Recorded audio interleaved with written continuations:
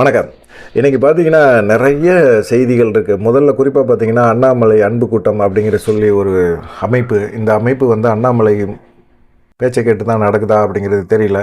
அண்ணாமலை தனி கட்சி தொடங்குறாரா அப்படிங்கிற மாதிரி ஒரு கேள்வி இருக்குது. அதே போல் அன்புமணி ராமதாஸுக்கு வந்து ஓகே சொல்லிட்டாங்க நீதிமன்ற பொதுக்குழு கூட்ட. இது ராமதாஸுக்கு ஒரு பின்னடைவாக பார்க்கப்படுது அப்படிங்கிற மாதிரி சொல்லியிருக்காங்க.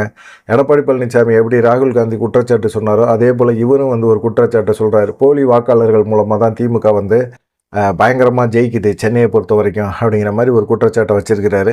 இந்த விஷயங்களை பற்றி தான் நம்ம இன்றைக்கி இந்த வீடியோவில் பார்க்க போகிறோம். முதல்ல வந்து நம்ம சேனலை சப்ஸ்கிரைப் பண்ணியிருந்தீங்கன்னா ரொம்ப நன்றி. சப்ஸ்கிரைப் பண்ணாமல் பார்த்தீங்க அப்படின்னா கொஞ்சம் தயவுசெய்து சப்ஸ்கிரைப் பண்ணி பாருங்கள். முதல்ல பார்த்தீங்கன்னா அண்ணாமலையோட அன்பு கூட்டம் இதை தான் பார்க்கலாம். இப்படின்னு ஒரு அமைப்பு இருந்தது. ஏற்கனவே இது சம்மந்தமாக ஒரு வீடியோ போட்டிருந்தோம். அவங்க வச்சிருக்கிற இந்த கொடி கூட பார்த்திங்கன்னா பாஜக சார்ந்த ஒரு கொடி மாதிரி தான் இருக்குது. அதனால் அண்ணாமலைக்கு தெரியாமல் இந்த விஷயம் நடக்கிறதுக்கு வாய்ப்பே கிடையாது அப்படிங்கிற மாதிரி சொல்லியிருந்தாங்க. அண்ணாமலை பொறுத்த வரைக்கும் பார்த்திங்கன்னா கட்சியிலேருந்து மாநில தலைவர் பதவியை பறித்தாங்க. அதுவும் எடப்பாடி பழனிசாமி சொல்லி வந்து பாஜக தலைமை பறித்தது அண்ணாமலைக்கு கொஞ்சம் அதிருப்தி. இல்லை அண்ணாமலை தொடருங்க, நீங்கள் பாஜக மாநில தலைவராக தொடருங்க, எடப்பாடி பழனிசாமியோட நம்ம கூட்டணி வைக்கிறோம், அவரோட நீங்கள் பேசுகிறதுக்கு தயாராகிருங்க அப்படிங்கும்போது அவர் வந்து மானவரோசம் இதெல்லாம் இருந்தால் எந்த மனுஷனாவது எடப்பாடி பழனிசாமியோட பேச்சுவார்த்தையே நடத்த மாட்டான் அப்படிங்கிற மாதிரி அவர் வந்து இல்லை எனக்கு மாநில தலைவர் வேணாம், எனக்கு சுயமரியாதை தான் ரொம்ப முக்கியம் அப்படின்னு சொல்லிட்டு அவர் இது பண்ணிட்டார். அதுக்கப்புறமா மத்திய இணையமைச்சர் பதவியெல்லாம் கொடுக்குறேன்னு சொன்னாங்க. ஆனால் அதையும் இல்லை. இப்போ தேசிய தலைவர் பதவி வந்து தேர்ந்தெடுக்கப்படணும். அது தேர்ந்தெடுக்கப்பட்ட பிறகு தான் அண்ணாமலைக்கு மிக முக்கியமான ஒரு பதவி கொடுப்பாங்களா அப்படிங்கிற மாதிரி ஒரு எண்ணம் இருக்குது. கொடுக்கறதுக்கு வாய்ப்புகள் அதிகமாக இருக்குது அப்படிங்கிற மாதிரி சொல்லிக்கிட்டு இருக்காங்க. இதுக்கு இடையில தான் பார்த்திங்கன்னா அண்ணாமலையோட அன்பு கூட்டம் அப்படின்னு சொல்லி ஒரு இது இருக்குது. இது வந்து பார்த்திங்கன்னா டெல்லியை தலைமையிடமாக கொண்டு இந்த இயக்கம் வந்து நடந்துகிட்ருக்கு. ஆனால் தலைவர் வந்து தமிழ்நாட்டில் தான் இருக்கிறார். தமிழ்நாட்டில் இருக்கிற ஒவ்வொரு மாவட்டத்திலையும் ஒவ்வொரு சட்டமன்ற தொகுதியிலும் ஏகப்பட்ட பேர் வந்து இந்த விண்ணப்ப படிவங்களை ஃபில்லப் பண்ணி வாட்ஸ்அப் குரூப்பில் எல்லாம் போடுறாங்க. போட்டு அது இல்லாமல் பார்த்திங்கன்னா ஏகப்பட்ட பேர் சேர்ந்துக்கிட்டே இருக்கிறாங்க. இது வந்து பார்த்திங்கன்னா பாஜகவுக்கு மிகப்பெரிய ஒரு தலைவலியை கொடுக்கும். அண்ணாமலை வந்து ஒரு தனி கட்சியை தொடங்க போகிறாரு அப்படிங்கிற மாதிரி எல்லாருமே பேச ஆரம்பிச்சிட்டாங்க. அண்ணாமலை உண்மையிலே தனி கட்சியை ஆரம்பிக்க போகிறாரா அப்படிங்கிற மாதிரி இருக்குது. ஏன்னு கேட்டிங்கன்னா அவருக்கு வந்து இந்த பாஜகவோட ஒரு மாநில தலைவர் அப்படிங்கிற மிக முக்கியமான ஒரு பதவியில் இருந்தவர் இப்போ எந்த பதவியும் இல்லாமல் இருக்கிறாரு, அமைதியாக இருக்கிறாரு. அவர் அமைதியாக இருக்கவே கூடாது. பாஜகவை பொறுத்த வரைக்கும் பார்த்திங்கன்னா அவருக்குன்னு செல்வாக்கு வந்து தொண்டர்கள் மத்தியில் மிகப்பெரிய அளவில் இருக்குது. அதை தாண்டி பார்த்திங்கன்னா பாஜகவில் அண்ணாமலைக்காக சேர்ந்த கும்பல் அதிகமாக இருக்குது. இந்த கும்பல்லாம் வந்து எப்படி வேஸ்ட் பண்ணுறது, இந்த தொண்டர்கள் எல்லாம் எப்படி அண்ணாமலை இல்லைன்னா அவங்க ரொம்ப சோர்ந்து போயிடுறாங்க. இப்போ எடப்பாடி பழனிசாமிக்கு பாஜக சார்பாக பார்த்திங்கன்னா பாஜகவிலேருந்து நிறைய பேர் போய் கொடியெல்லாம் காட்டிக்கிட்டு நிற்கிறாங்க. அங்கே கூட அந்த கொடியாற்றவங்க கூட அண்ணாமலை வாழ்கன்னு தான் கத்துறாங்க. எடப்பாடி பழனிசாமி வாழ்கன்னு கத்தவே இல்லை. அதனால பார்த்திங்கன்னா இந்த அண்ணாமலையோட அன்பு கூட்டம் அப்படிங்கிற ஒரு அமைப்பு உருவாக்கி இது வந்து செயல்படுத்துகிறாரோ, அண்ணாமலை தான் செயல்படுத்துகிறாரோ அப்படிங்கிற மாதிரி இருக்குது. இது வந்து அண்ணாமலைக்கான ஒரு ரசிகர் மன்றம் போல். எப்படி விஜய்க்கு ஒரு ரசிகர் மன்றம் இருந்து தனியாக ஒரு கட்சி ஆரம்பிக்கிறாங்களோ அதே போல், கமல்ஹாசன் எப்படி அவர் ஒரு ரசிகர் மன்றத்தை கட்சியாக மாற்றினாரோ அதே போல் அண்ணாமலை தனக்கான ஒரு ரசிகர் வட்டாரத்தை உருவாக்கி, ரசிகர் மன்றத்தை உருவாக்கி, அந்த ரசிகர் மன்றத்தை அண்ணாமலை அன்பு கூட்டம் அப்படிங்கிற பேரில் மாற்றி அவர் வந்து செயல்படுத்துகிறாரு அப்படிங்கிற மாதிரி இருக்குது. இது வரைக்குமே மாநில தலைவராக இருந்த யாருமே இந்த மாதிரி ஒரு செயல்படலை. அது இல்லாமல் பார்த்திங்கன்னா மூத்த தலைவர்கள் நிறைய பேர் இருக்கிறாங்க. இப்போ எல்லா கணேசன்லாம் இருந்தார், எச் ராஜாலாம் இருந்தார், தமிழிசைலாம் இருந்தாங்க. இவங்கெல்லாம் வந்து இப்படி ஒரு அமைப்பை உருவாக்குனாங்களா அப்படிங்கிற ஒரு கேள்வி இருக்குது. ஆனால் இவங்கெல்லாம் அண்ணாமலை போல் செயல்பட்டாங்களா அப்படிங்கிற ஒரு கொஸ்டினும் இருக்குது. அவங்களால செயல்பட முடியல. அவங்களுக்குன்னு ஒரு தனி வட்டத்தை உருவாக்கிக்கிட்டாங்க, அவ்வளோதான். அவங்களுக்கு பின்னாடி அவங்க சுற்றுறவங்களுக்கு பின்னாடி மட்டும் பதவி பொறுப்புகளை கொடுத்தாங்க. அண்ணாமலை அப்படி கிடையாது. எல்லாத்து மக்கள் மனசுலையும் பார்த்திங்கன்னா தமிழ்நாட்டில் மிகப்பெரிய அளவில் ஒரு எழுச்சியை இளைஞர் மத்தியில் ஏற்படுத்தினவர் அண்ணாமலை தான். அண்ணாமலை முதலமைச்சர் ஆகணும் அப்படிங்கிற ஒரு எண்ணம் கூட இருக்குது. அண்ணாமலை வந்து இப்போ கூட என்ன சொல்கிறாரு, அதிமுகவோட நம்ம கூட்டணியை முறிச்சிட்டு அதிமுக நமக்கு சம்மந்தம் வேணாம், பாஜக தலைமையில் ஒரு கூட்டணியை உருவாக்குவோம், அதுவும் அண்ணாமலை தலைமையில் ஒரு கூட்டணி உருவாச்சுன்னா எப்படி இருக்கும், மிகப்பெரிய ஒரு டஃப் இருக்கும். இது வந்து திமுகவுக்கும் டஃப்பாக இருக்கும், எடப்பாடி பழனிசாமிக்கும் டஃப்பாக இருக்கும், விஜய்க்கு கூட டஃப்பாக இருக்கும். அந்த அளவுக்கு ஒரு டஃப்பை கொடுக்கக்கூடிய ஒரு நபர் அண்ணாமலை. மக்கள் மத்தியில், பெண்கள் மத்தியில், குறிப்பாக இளைஞர்கள் மத்தியில் மிகப்பெரிய ஒரு செல்வாக்கு. இந்த மனுஷன் முதலமைச்சரானா நமக்கு நல்லது செய்வார் அப்படிங்கிற ஒரு எண்ணத்தை வந்து உருவாக்கி வச்சிருக்கிறார். அவரை போய் பாஜக மேலிடம் வந்து எடப்பாடி பழனிசாமி சொன்னார்னு சொல்லி விளக்குறது வந்து ஏற்றுக்கவே முடியாதுல்ல அப்படிங்கிற மாதிரி இருக்குது. இப்படி அண்ணாமலை வந்து இப்படி ஒரு அண்ணாமலை அன்பு கூட்டம்னு ஒன்று இயக்கி அவர் வந்து பாஜகவுக்கு எதிராக செயல்பட போகிறாரு அப்படிங்கிற மாதிரிலாம் சொல்கிறாங்க. இந்த அமைப்பில் வந்து இந்த அமைப்பை பற்றி அண்ணாமலை எதுவுமே பேசலை. ஆனால் வந்து இது டெல்லியில் இருந்து இயங்குது அப்படிங்கிறது தெரியும். இல்லை இந்த அமைப்பில் வந்து யாரும் சேராதீங்க அப்படின்னு சொல்லி அண்ணாமலையும் சொல்ல மாட்டார். இந்த அமைப்புக்கும் எனக்கும் எந்த சம்மந்தமும் இல்லை. இப்போ எதிராளிகள்லாம் குற்றச்சாட்டு வைக்கிறது அதுதான். இந்த அமைப்புக்கும் எனக்கும் எந்த சம்மந்தமும் கிடையாது அப்படிங்கிற மாதிரி சொல்கிறாங்க. ஆனால் இந்த அமைப்பை வச்சிருக்கிற அவர் என்ன சொல்கிறாரு, இது என்ஜிஓங்க, மக்கள் கஷ்டப்படுற தமிழ்நாட்டில் இருந்து டெல்லிக்கு வர மக்களுக்கு வந்து நாங்கள் உதவி செய்கிறதுக்காக இந்த அமைப்பை தொடங்கியிருக்கோம். இந்த அமைப்பு வந்து அண்ணாமலைக்கும் அதுக்கும் சம்பந்தம் இல்லை அப்படின்னு சொல்லி சொல்கிறாங்க. ஆனால் சிலர் வந்து என்ன சொல்கிறாங்க அப்படின்னா, சமீபத்தில் அண்ணாமலை போய் ஒரு ஜோதிடரை சந்தித்தார். அவர் ஜாதகத்தை கொடுத்து பார்க்கும்போது நீங்கள் வந்து தனி கட்சி தொடங்குங்க, தனி கட்சி தொடங்குனீங்க அப்படின்னா மக்கள் வந்து உங்களுக்கு ஓட்டு போடுவாங்க, ஒரு தனி பெரும்பான்மையான ஒரு எழுச்சி ஏற்படும், உங்களுக்கு ராஜ யோகம் பெருசாக இருக்குது, நீங்கள் கண்டிப்பாக வந்து பிரதமராக கூட ஆகலாம் அப்படிங்கிற மாதிரி சொல்கிறாங்க. பாஜகவை பொறுத்த வரைக்கும் இப்போயே வந்து அவர் பிரதமர் மெட்டீரியல் தான் அப்படிங்கிறத அவங்களே உணர்ந்துட்டாங்க, பாஜகவே உணர்ந்துட்டாங்க. எல்லா மாநிலங்களிலும் அண்ணாமலைக்குன்னு ஒரு செல்வாக்கு இருக்குது. அவர் தனி கட்சி தொடங்கி தான் இதை செய்யணும்னு அவசியம் இல்லை. ஆனால் எப்படி வந்து அத்வானியை ஓரங்கட்டினாங்களோ அதே போல் வந்து அண்ணாமலையும் ஓரங்கட்டுறதுக்கான முயற்சி பாஜக மேலிடத்துலையும் இருக்குது. தமிழ்நாட்டிலேருந்து அது ஸ்டார்ட் ஆகுது. புகைச்சல் அதிகமாக இருக்குது. அண்ணாமலை வளர்ச்சியை தடுக்கிறதுக்கான புகைச்சல் அதிகமாகவே இருக்குது. இவர் வந்து இப்போ தனி கட்சி தொடங்குறாரு, அண்ணாமலை வந்து ஜெயிச்சிருவாரா அப்படின்னா அது வேறு விஷயம். அவர் ஜெயிக்கிறாரு போகிறாரு, அதை வந்து பார்த்துக்கலாம், பின்னாடி பார்த்துக்கலாம். அண்ணாமலைக்கு பார்த்து பயம் வருதில்ல. அண்ணாமலை அன்பு கூட்டங்கிறது அண்ணாமலை ஆரம்பிக்கலை. அவர் ஒருத்தர் டெல்லியில் இருக்கிற சாஜன் சொல்லிட்டு ஒருத்தர் ஆரம்பித்து வச்சிருக்கிறாரு. அவர் வந்து இப்போ ஆரம்பிக்கலை, 2020 இந்த அண்ணாமலையோட அன்பு கூட்டம் அப்படிங்கிற ஒரு என்ஜிஓவை ஆரம்பித்து வச்சுருக்காரு. இது வந்து ஒரு சமூக சேவை அமைப்பு தான். இந்த அமைப்பு மூலமாக என்ன செய்வாங்க அப்படிங்கிற கொஸ்டின் தான். இரத்த தானம் கொடுத்துக்கிட்டு இருக்கிறாங்க. கஷ்டப்படுற மக்களுக்கு வந்து அவங்களால முடிஞ்ச ஒரு உதவி செய்கிறாங்க. அன்னதானம் பண்ணுறாங்க. எங்கேப்பா அன்னதானம், நான் அப்படிலாம் சாப்பிட்டதே கிடையாதுப்பா அப்படின்னா அது நீங்கள் டெல்லிக்கு போய் தான் சாப்பிடணும். இந்த அமைப்புக்கு வந்து தமிழ்நாட்டை சேர்ந்த பழனிவேல் அப்படிங்கிற ஒருத்தர் தான் தலைவராக இருக்கிறார்.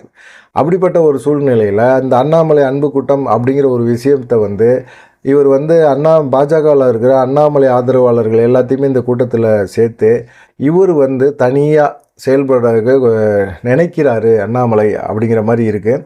ஆனால் இந்த தமிழ்நாட்டில் 234 தொகுதியிலையும் பார்த்திங்கன்னா நிறைய பேர் வந்து இருக்கிறாங்க. அந்த இதுக்குள்ளே இருக்கிறாங்க, அன்பு கூட்டத்துக்குள்ளே இருக்கிறாங்க. அண்ணாமலை அன்பு கூட்டம் நல்ல பேர் தான். ஆனால் பார்த்தீங்கன்னா இப்போ அவங்க சமீபத்த கொடியெல்லாம் பார்த்திங்கன்னா அது வந்து பாஜக கொடி மாதிரி இருக்குது. பாஜகவோட ஒரு ஒரு பங்கு அப்படிங்கிற மாதிரி இருக்குது. பாஜகலேருந்து ஒரு இயக்கம் தனியாக செயல்படுற மாதிரி இருக்குது அப்படிங்கிற மாதிரி சொல்கிறாங்க. இல்லை அந்த கொடிக்கும் எங்களுக்கும் சம்மந்தம் இல்லைங்க, அது வந்து தேசிய கொடியிலேருந்து இருக்கிற கலர்களை தான் நாங்கள் எடுத்து செஞ்சுருக்கிறோமே தவிர மற்றபடி இதுக்கும் எங்களுக்கும் தலைவர் கிடையாது, இது சம்மந்தம் கிடையாது அப்படிங்கிற மாதிரி அவங்களும் பேச ஆரம்பிச்சிருக்கிறாங்க. பார்க்கலாம். இதை பார்த்த உடனே இப்போ எல்லாருமே பாஜகவில் இருக்கிறவங்க எல்லாத்துக்குமே ஒரு பொசுன்னு ஆகிட்டு இருக்குது. அண்ணாமலை அன்பு கூட்டத்துக்கு வந்து தமிழ்நாட்டை பொறுத்த வரைக்கும் மிகப்பெரிய அளவில் பிரம்மாண்டமாக ஒரு கும்பல் சேர்ந்துட்டாங்க அப்படிங்கிற மாதிரி சொல்கிறாங்க. நல்லது தானே. அண்ணாமலைக்கான இருக்கிற ரசிகர்களுக்கு அவர் ஏதாவது ஒரு பண்ணணும், நல்ல வழியில் பண்ணுறாரு. அண்ணாமலை ஏன் இந்த அன்பு கூட்டத்துக்கு வந்து எதிர்ப்பு தெரிவிக்கலை, அது என்னுடைய இது இல்லை அப்படின்னு சொல்லலை அப்படிங்கிற மாதிரி தான் எதிர்த்தரப்பினர் சொல்கிறாங்க. ஏன் சொல்லணும் அப்படிங்கிற ஒரு விஷயமும் பார்க்கப்பட வேண்டியதாக இருக்குது. பார்க்கலாம். நேற்று பார்த்தீங்கன்னா ரெண்டாவது மிக முக்கியமான விஷயம் என்னன்னு கேட்டிங்கன்னா, நேற்று நீதிபதி ஆனந்த் வெங்கடேஷ் என்ன செஞ்சார், ராமதாஸ் வந்து ஒரு புகார் கொடுத்துருந்தார். அன்புமணி ராமதாஸ் வந்து இது மாதிரி பொதுக்குழு கூட்டுறாரு, அதுக்கு தடை விதிங்க, நிறுவனரும் தலைவரும் நான் தான், நிறுவனரோட உத்தரவு இல்லாமல் அவர் வந்து பொதுக்குழு கூட்டுறது செல்லாது அப்படின்னு சொல்லி நீதிமன்றம் வந்து அவர் அன்புமணி கூட்டுற அந்த பொதுக்குழுக்கு வந்து தடை விதிக்கணும் அப்படின்னு சொல்லியிருந்தார். இது வந்து யார் கொடுத்துருந்தா அப்படின்னா, ராமதாஸோட ஒரு பொதுச் செயலாளர் முரளி சங்கர் அப்படிங்கிறவர் தான் இந்த மனுவை நீதிமன்றத்தில் போட்டிருந்தார். அப்போ நீதிபதி என்ன செஞ்சார் அப்படின்னா, இன்றைக்கி வந்து பொதுக்குழு கூட்டுது, நேற்று விசாரணைக்கு வந்து அவர் என்ன செஞ்சுருந்தார் அப்படின்னா, இது வரைக்குமே இல்லாத அளவுக்கு ஒரு வித்தியாசமான ஒரு தீர்ப்பு. எந்த நீதிபதியுமே அந்த மாதிரிலாம் பேசியிருக்கவே மாட்டாங்க. ஆனால் ஆனந்த் வெங்கடேசன் நீதிபதி மட்டும் பேசுவார், அப்படி தான் பேசுவார். அவர் வந்து என்ன சொன்னார் அப்படின்னா, இந்த இதுக்கு வந்து நான் தீர்ப்பு சொல்கிறதுக்கு முன்னாடி அன்புமணி ராமதாஸும் நேரடியாக வந்து என்னை தனியாக சந்திக்கணும், எந்த வழக்கறிஞர்களும் இல்லாமல் என்னை சந்திக்கணும், எந்த மீடியாக்களும் வரக்கூடாது, அது இல்லாமல் அவங்க 2 பேர் மட்டும் வந்து என்கிட்ட வந்து பேசணும், நான் அவங்கள்ட்ட சமரசம் பண்ணுறதுக்காக ரெடியாக இருக்கிறேன் அப்படிங்கிற மாதிரி சொல்லியிருந்தார். இது என்னடா இது சமரசம் பண்ணுறேங்கிறாரு, இது எப்படி சாத்தியம் அப்படிங்கிற மாதிரி ஒரு எண்ணம் எல்லாத்துக்குமே இருந்தது. அவர் ஒரு நல்ல நோக்கத்தில் செஞ்சுருக்கலாம். ஆனால் இந்த மாதிரி அரசியல் கட்சிகளுக்கு எல்லா விஷயத்தையும் பண்ணியிருக்க முடியுமா அப்படிங்கிறது தான் இருக்குது. ஏன்னா எடப்பாடி பழனிசாமி, ஓபிஎஸ் இவங்க 2 பேர்த்துக்குமே இந்த மாதிரி பிரச்சனை வந்தது. பஞ்சாயத்து வந்தது. எடப்பாடி பழனிசாமியும் ஓபிஎஸ்ஸையும் கூப்பிட்டு காம்ப்ரமைஸ் பண்ணுறோம் அப்படின்னு சொல்லி காம்ப்ரமைஸ் பண்ணுறதுக்கான வாய்ப்புகளை எந்த நீதிபதியுமே எடுக்கவே இல்லை. அப்படிலாம் எடுத்துருக்கலாம். இது முதல் முறையாக பாமகவில் வந்து அன்புமணி ராமதாஸையும் வர சொல்கிறாங்க. ராமதாஸ் தைலாபுரத்தில் இருக்கிறாரு, இவர் வந்து நடைபயணத்தில் இருந்தார். 2 பேரில் யார் ஒருத்தராவது வருவாங்க அப்படின்னு எதிர்பார்த்தா அன்புமணி வந்து நான் நேரடியாக வரேன்ட்டார். ராமதாஸுக்கு வந்து உடல்நிலை சரியில்லை அப்படின்னு சொல்லிட்டு நான் வீடியோ காலில் வரேன் அப்படின்னு சொன்னார். உடல்நிலை சரியில்லைன்னு சொல்கிறாரு, ஆனால் பார்த்தீங்கன்னா நிறைய பேச ஆரம்பிக்கிறார். அதுதான் பெரிய விஷயமா இருக்குது. இவர் வந்து ராமதாஸ் குற்றச்சாட்டு சொல்கிறது என்னென்னா, பொதுக்குழு கூட்டுறதுக்கு அன்புமணிக்கு எந்த விதமான ரைட்ஸும் கிடையாது, உரிமையே கிடையாது. அவர் வந்து தலைவரே கிடையாது. மே 2025 அவருடைய பதவி காலம் முடிஞ்சு போச்சு. அதனால் அவருக்கு வந்து எந்த பதவியும் கிடையாது. நிறுவனர் அப்படிங்கிற முறையில் என்னுடைய அனுமதி இல்லாமல் கூட்டுற அந்த பொதுக்குழு செல்லாது அப்படிங்கிற மாதிரி ஒரு உத்தரவு போட்டு விட்டார். இவர் சொல்கிறதெல்லாம் ஏற்றுக்க முடியாது. நான் தான் பொதுக்குழு கூட்டி நான் தான் தலைவராகிருக்கிறேன். பொதுக்குழு நிர்வாகிகள் எல்லாமே என்கிட்ட தான் இருக்கிறாங்க. இருக்கிற 4 எம்எல்ஏக்களில் 3 எம்எல்ஏக்கள் என் கூட தான் இருக்கிறாங்க. அதனால் எனக்கு ஒன்றும் பிரச்சனை கிடையாது அப்படின்னு சொல்லிட்டு நீதிமன்றத்தில் ராமதாஸ் தான் முதல் முறையாக போகிறாரு. அன்புமணி போகவே இல்லை. ஆனால் ராமதாஸ் போகிறாரு, அதை எதிர்கொள்கிறார் அன்புமணியை எதிர்கொள்கிறப்ப அப்புறமா அன்புமணி நேரடியாக போனார். வீடியோ கான்ஃபரன்ஸில் நீதிபதிகிட்ட வந்து ராமதாஸ் பேசினார். இது எதையுமே ஏற்றுக்கலை, எந்த இதுவுமே சொல்லாமல் உடனே அவர் என்ன செஞ்சார், அன்புமணிக்கு வந்து பொதுக்குழு கூட்டுறதுக்கு அதிகாரத்தை கொடுத்துட்டார் நீதிபதி. அதனால் இன்றைக்கி வந்து அன்புமணி தரப்பெல்லாம் மிக பிரம்மாண்டமாக கூட்டியே ஆகணும் அப்படின்னு சொல்லி கூட்டுறாங்க. இது வந்து உட்கட்சி விவகாரம். இந்த விவகாரத்தில் வந்து நீங்கள் என்ன செய்கிறீங்க, உங்களுக்கு தேவை அப்படின்னா நீங்கள் சிவில் நீதிமன்றத்தில் தேடிக்கங்க அப்படின்னு சொல்லிட்டு ராமதாஸுக்கு ஒரு உத்தரவை போட்டுட்டு ராமதாஸ் போட்ட மனுவை வந்து தள்ளுபடி பண்ணிட்டார் நீதிபதி. இது வந்து ராமதாஸுக்கு மிகப்பெரிய ஒரு பின்னடைவு அப்படின்னு சொல்லி எதிர்பார்க்குறாங்க. ராமதாஸுக்கு இது தேவை தான். சும்மா ஒரு இதை போட்டுக்கிட்டு கட்சியை வளர விடாமல் சட்டமன்ற தேர்தல் நெருக்கத்தில் போய் இந்த மாதிரி ஒரு விஷயங்களை பண்ணுறது வந்து கண்டிப்பாக யாருனாலையும் ஏற்றுக்கவே முடியாது அப்படின்னு சொல்லி சொல்கிறாங்க. சரி, மூணாவது மிக முக்கியமான விஷயம் என்னன்னு கேட்டிங்கன்னா, வாக்காளர் பட்டியல் திருத்தல். ராகுல் காந்தி டெல்லியில் உட்காந்துக்கிட்டு செய்தியாளர் சந்திப்பில் இங்கே இவ்வளோ வாக்காளர்களை வச்சுருந்தாங்கப்பா, எவ்வளோ வாக்காளர்களை பொய்யா வந்து பட்டியலில் சேர்த்து தேர்தல் ஆணையத்தின் உதவியோட பாஜக வந்து பெங்களூர்லாம் வெற்றி பெற்றிருக்கு, மகாராஷ்டிராலையும் வெற்றி பெற்றிருக்கு அப்படிங்கிற மாதிரி ஒரு குற்றச்சாட்டை வச்சார். சரி, இந்த குற்றச்சாட்டு உண்மையா அப்படின்னு சொல்லிட்டு சில தனியார் சேனலெல்லாம் போய் பார்த்தா உண்மைதாங்க. அது அந்த ஒரு இடத்துல வந்து ஒரு வீட்டில் 80 பேர் வந்து வாக்காளர்கள் இருந்திருக்காங்க, பாஜகவுக்கு ஓட்டு போட்டிருக்காங்க அப்படிங்கிற மாதிரி ஒரு செய்தி வந்தது. அந்த வீடை தேடி கண்டுபிடிச்சி எடுத்தால் ஒரு சின்னோண்டு வீடு, அந்த வீட்டுக்குள்ளே 80 பேர் இருக்கிறதுக்கான வாய்ப்பே இல்லை. அந்த வீட்டோட உரிமையாளர் வந்து பாஜகவை சேர்ந்தவர், அங்கே குடியிருக்கவங்களுக்கும் பாஜகவுக்கும் எந்த சம்மந்தமும் இல்லை அப்படிங்கிற ஒரு இது சொன்னாங்க. அப்போ வந்து ராகுல் காந்தி சொன்ன ஒரு விஷயம் சரி அப்படிங்கிற மாதிரி இருந்தது. அதே போல் வந்து பார்த்திங்கன்னா இப்படி வந்து ராகுல் காந்தி எல்லாம் சொல்லிகிட்டு இருக்கிறாரு, இது மாதிரி மோடி அரசுக்கு எதிராக பேசுகிறாரு. இதில் வந்து எடப்பாடி பழனிசாமி என்ன நினைக்கிறாரு, என்ன சொல்ல போகிறாரு அப்படின்னு சொல்லி யார் பேசுனது அப்படின்னா அமைச்சர் துரைமுருகன் கேட்டார். எடப்பாடி பழனிசாமி ஏன் இது சம்மந்தமாக பேசவே மாட்டேங்கிறாரு அப்படின்னு சொல்லி. அப்படி பேசும்போது தான் எடப்பாடி பழனிசாமி இப்படி சொல்லிட்டாருனோன்னா இவருக்கு எடப்பாடி பழனிசாமிக்கு டென்ஷன் ஆகிப்போச்சு. அவர் என்ன சொல்கிறாரு, திமுகவும் சென்னையில் பார்த்திங்கன்னா இது போல் போலி வாக்காளர்களாக அதிக பேரை வந்து போட்டு வச்சுருக்கிறாங்க, அதில் வந்து தான் அவங்க ஜெயிக்கிறாங்க, சென்னையை பொறுத்த வரைக்கும் அவங்க ஜெயிக்கிறாங்க அப்படின்னு. அவங்களுக்கெல்லாம் திமுக பொறுத்த வரைக்கும் சென்னையில் எல்லாம் செல்வாக்கெல்லாம் இல்லைங்க, போலி வாக்காளர்கள் மூலமாக போலி வாக்குப்பதிவு மூலமாக தான் அவங்க வெற்றி பெறுறாங்க, மற்றபடி மக்கள் செல்வாக்கெல்லாம் அவங்கள்ட்ட கிடையவே கிடையாதுங்க அப்படின்னு அடித்து திருத்தமாக சொல்ல ஆரம்பிச்சிட்டாரு. என்னடா மனுஷன் இப்படி சொல்கிறாரு, ஆதாரம் இல்லாமல் சொல்லக்கூடாதுல்ல அப்படின்னு பார்த்தா சென்னை ஆர்கே நகர் தொகுதியில் 27,779 வாக்காளர்கள் வந்து அப்படி சேர்க்கப்பட்டிருக்கிறாங்க அப்படின்னு எடப்பாடி பழனிசாமி சொல்கிறார். இதை வந்து நாங்கள் நீதிமன்றத்துக்கு போனோம், ஆதாரத்தோடு நிரூபித்தோம். ஆனால் வந்து அவங்க போலி வாக்காளர்கள் இருக்கிறாங்களா அப்படிங்கிற மாதிரி ஒரு இதை வந்து சொல்கிறாங்க, கேட்குறாங்க, நீதிமன்றம் கேட்குறாங்க. ஆனால் வந்து அப்படி மக்கள் இருக்கிறாங்களானே தெரியல அப்படிங்கிற மாதிரி சொல்லியிருந்தார். அதே போல் வந்து பெரம்பூர், டி நகர் இந்த மாதிரி பல தொகுதிகளில் பல்லாயிரக்கணக்கான போலி வாக்காளர்களை வந்து சேர்த்துருக்குறாங்க திமுக அப்படிங்கிற ஒரு குற்றச்சாட்டை வச்சார். அதுக்கு ஒரு உதாரணத்தை சொல்கிறார். இப்போ தான்ப்பா அவர் வந்து பாஜகவோட கூட்டணி வச்ச பிறகு இப்போ தான் ஜெயக்குமார் பேச்சே எடுக்கிறார். ஜெயக்குமார் பேச்சை வந்து எடுத்தார். அதில் என்ன சொன்னார் அப்படின்னா, சென்னை மாநகராட்சி தேர்தலில் வந்து ஜெயக்குமார் வந்து ஒரு போலி கள்ள ஓட்டு போட முயன்ற ஒரு நபரை வந்து ஜெயக்குமார் வந்து பிடிச்சி போலீஸில் ஒப்படைச்சவரை கைது பண்ணாமல் இவங்க ஜெயக்குமாரை வந்து கைது பண்ணுறாங்க. கள்ள ஓட்டு போட்டோன்னு விடுவிச்சுட்டாங்க, ஜெயக்குமாரை வந்து இது பண்ணி விட்டாங்க, அவரை தூக்கி ஜெயிலில் போட்டு விட்டாங்க அப்படிங்கிற மாதிரி பேசியிருந்தார். அதே போல் ஜெயலலிதா ஆட்சி காலத்தில் பார்த்து குறிப்பாக எடப்பாடி பழனிசாமிலாம் இப்போல்லாம் அம்மாங்கிற வார்த்தையெல்லாம் விட்டுட்டாங்க. ஜெயலலிதா. சென்னை மாநகராட்சி தேர்தல் நடந்துச்சு. அதில் 1.5 மணி நேரத்தில் வந்து ஒரு 1200 ஓட்டுகளை வந்து திமுக வந்து கட்டன்னு பதிவு பண்ணிட்டாங்க. கள்ள ஓட்டு தான், அத்தனையும் கள்ள ஓட்டு தான். அதை தூக்கிட்டு நாங்கள் நீதிமன்றத்துக்கு போனால் 1.5 மணி நேரத்தில் எப்படி இவ்வளோ ஓட்டு பதிவாகுன்னு? 1.5 மணி நேரத்தில் 1500 ஓட்டு பதிவாகாதா? பதிவு பண்ண முடியாதா? ஏன்னா ஒரு அரை மணி நேரத்தில் பதிவு பண்ணிட்டு போயிடலாம். ஏன் ஒரு கும்பல் வரிசையாக வந்தாங்கன்னா போட்டுட்டு போயிட்டே இருப்பாங்க.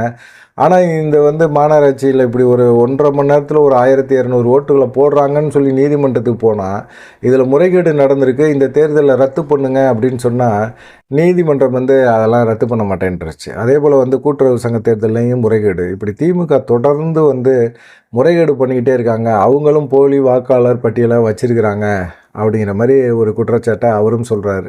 என்ன பண்ணுறதுன்னே தெரியல. சரி, நேற்று வந்து ஒரு செய்தி போட்டிருந்தோம். தேமுதிக பிரேமலதா வந்து சுற்றுப்பயணம் போகும்போது முன்னாள் அமைச்சர் வீரமணி போய் சந்தித்து பேசினார் அப்படிங்கிற மாதிரி இருக்குது. அதுக்கு பிரேமலதா எந்த விதமான பதிலுமே சொல்லலை. எப்படியுமே பார்த்திங்கன்னா பிரேமலதா வந்து திமுக சைடும் பேச்சுவார்த்தை நடத்துவாங்க, அதிமுக சைடும் பேச்சுவார்த்தை நடத்துவாங்க. கடந்த 2021 சட்டமன்ற தேர்தல் அதில் கூட பார்த்திங்கன்னா துரைமுருகன் கடைசி வரைக்குமே வந்து அவர் சொன்னது அதுதான். ஒரு சைடு பாஜக சைடும் பேசுகிறாங்க, அதிமுக சைடும் பேசுகிறாங்க, திமுக சைடும் பேச்சுவார்த்தை நடத்துகிறாங்க. ஒரு நிலையான ஒரு மனநிலையில் அவங்க இல்லை. அவங்க வந்து பேரம் பேசிகிட்டே கடைசி வரைக்கும் பேரம் பேசிகிட்டே தனியாக தான் நிற்க போகிறாங்க அப்படிங்கிற மாதிரி சொல்லியிருந்தார். இப்போ வந்து பார்த்திங்கன்னா திமுகவோட அவங்க கூட்டணி வைக்கிறதுக்கான ஒரு பேச்சுவார்த்தையெல்லாம் முடிஞ்சிருச்சு. அவங்க அந்த பேச்சுவார்த்தையை முடிச்சிட்டாங்க. எத்தனை தொகுதி அப்படிங்கிறதையும் முடிச்சிட்டாங்க அப்படிங்கிற மாதிரி இருக்குது.